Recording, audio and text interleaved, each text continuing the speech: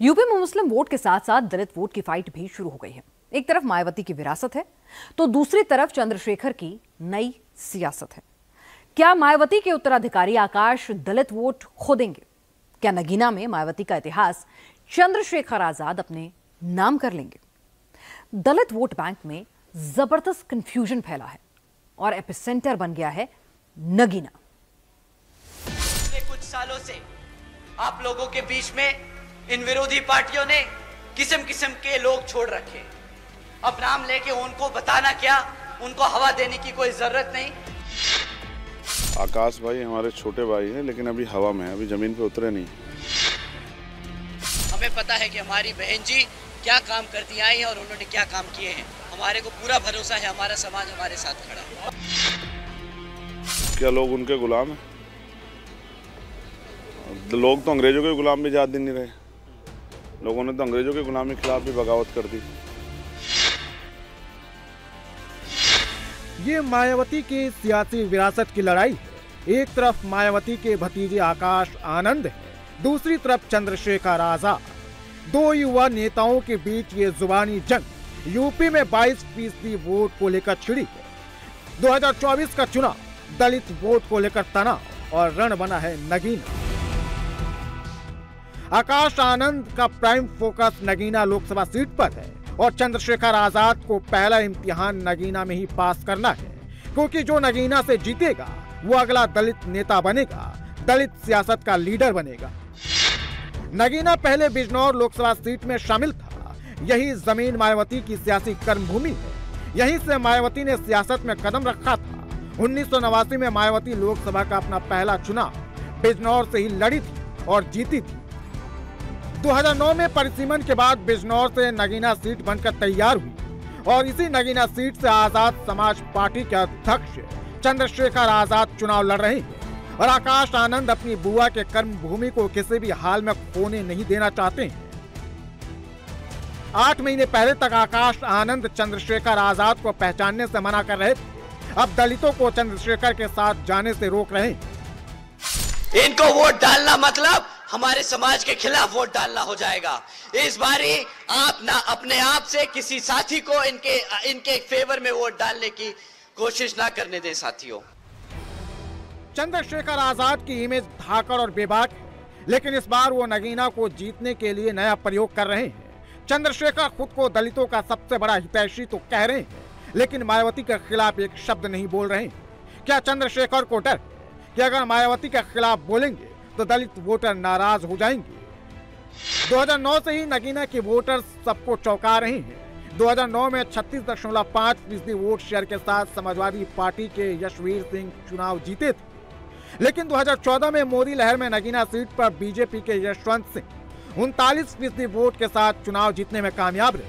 वहीं 2019 में SP BSP गठबंधन के कारण बीजेपी को हार का सामना करना पड़ा था। 2019 में बीएसपी के गिरीश चंद्रा 56.8% वोट के साथ चुनाव जीत, लेकिन इस बार नगीना सीट पर लड़ाई 4 प्रत्याशियों के बीच है। अभी पिछले कुछ दिनों में इस व्यक्ति ने अपनी पूरी जी जान लगा दी कि वो इंडिया अलायंस में घुस जाए। किसी तरह अगर इंडिया अलायंस में घुस गए तो भाई अपनी एक सीट निकाल लेंगे। बेचारा घबराता है कि अपने आप लड़ना पड़ जाए तो जमानत जब्त हो जाएगी। परंतु साथियों, बेचारे की किस्मत इतनी खराब कि इंडिया अलायंस में होके भी बेचारा बेघर घूम रहा है। पूछ रहा है कि कोई एक सीट तो दे दे भाई। अब अपनी खुद की पार्टी से लड़ना पड़ रहा है।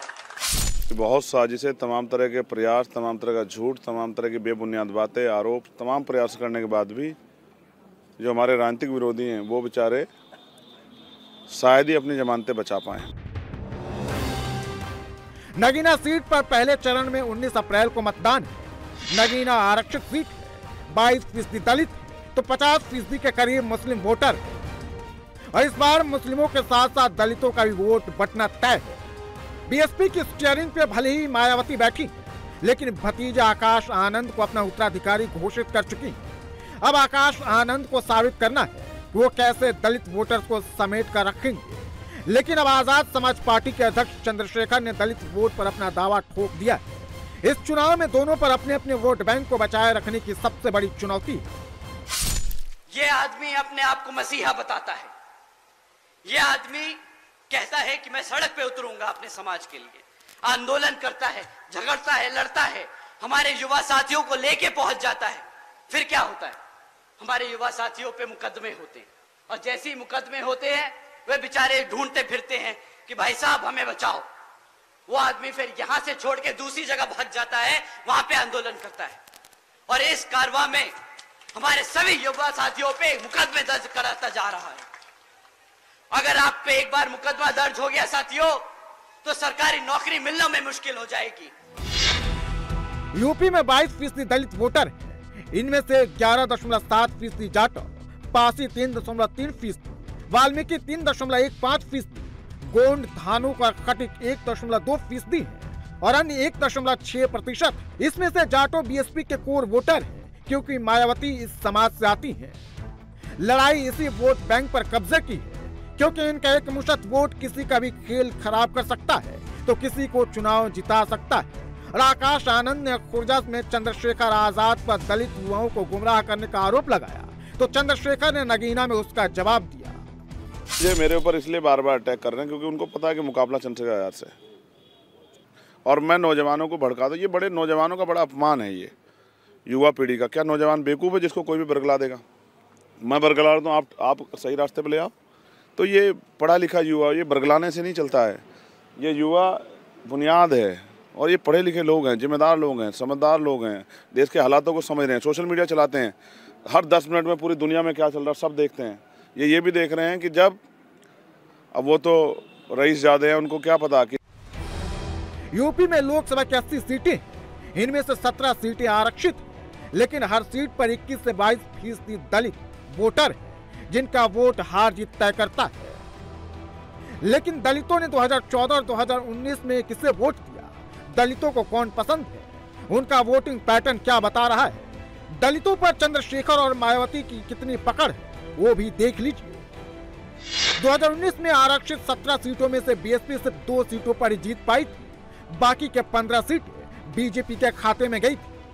जबकि 2014 में यूपी की आरक्षित सभी 17 सीटों पर बीजेपी जीत का रिकॉर्ड कायम कर दी। वहीं यूपी में ओवरऑल बीएसपी का स्कोर देखें तो 2014 में 0 रहा, तो 2019 में गठबंधन के कारण 10 सीटें बीएसपी की झोली में आई थी। इसी के बाद सवाल उठने लगा कि क्या यूपी में अब बीएसपी का जादू दलितों के ऊपर से खत्म हो गया है? क्या अब दलित मोदी को पसंद करने लगे हैं? बीएसपी का असर खत्म होता देख दलित वोट बैंक पर चंद्रशेखर आजाद ने अपना दावा ठोक दिया। बहुत कुछ सीखना पड़ेगा, अभी आना पड़ेगा। अभी तो आंदोलन का ही नहीं शायद उनको जानकारी है। तो मेरे ऊपर हमला करना आसान है, क्योंकि मैं किसी को, जिनसे मेरी लड़ाई मैं उनसे लड़ रहा हूँ, मैं इनसे मेरी लड़ाई नहीं है, इनको मैं क्या जवाब दूँ? तो सवाल ये है कि वो भाजपा को हराना चाहते हैं, मुझे हराना चाहते हैं। मुझे ऐसा लगता है कि वो मुझे हराना चाहते हैं, लेकिन जनता मुझे जिताना चाहती है। 2007 में 36% वोट शेयर के साथ बीएसपी की सरकार बनी। 2012 में विधानसभा चुनाव में बीएसपी को 26% वोट मिला था, जबकि 2014 लोकसभा चुनाव में बीएसपी का वोट शेयर गिरकर 19.77% हो गया। 2017 के विधानसभा चुनाव में थोड़ा बढ़ा और 22% के करीब वोट मिले थे बीएसपी को, लेकिन 2022 के विधानसभा चुनाव में बीएसपी का वोट शेयर कम हो गया और 12.66% पहुंच गया। मायावती के बाद बीएसपी की कमान आकाश आनंद के हाथों में ही होगी। दलित वोट कहीं छिन न जाए, इसलिए आकाश आनंद ने चुनावी मोर्चा संभाल लिया है। यूपी में आकाश आनंद ने अपनी पहली रैली नगीना में ही की, जहां से चंद्रशेखर आजाद चुनाव लड़ रहे हैं। आकाश आनंद बीजेपी पर कम बरसे, चंद्रशेखर पर ज्यादा गरजे। पिछले कुछ सालों से ये बहरूपिये कई कई पदों पे बैठे हैं। ये लोग कई कई तरीके से आपके रूप में बैठे हैं, आपके बीच में बैठे हैं। ये कभी कार्यकर्ता का रूप ले लेते हैं, ये कभी पदाधिकारी का रूप ले लेते हैं, ये कभी हमारे प्रत्याशी का रूप ले लेते हैं। साथियों, पर आपको इनके धोखे में नहीं आना है। साथियों, आपको इनके धोखे में नहीं आना है। अगर ये बात आपकी नेता की करते हैं, अगर ये बात आपके बहुजन समाज की करते हैं, अगर ये बात आपके बहुजन समाज पार्टी की करते हैं, तो आप अपना वोट हाथी को ही दबा कर देने का काम करें।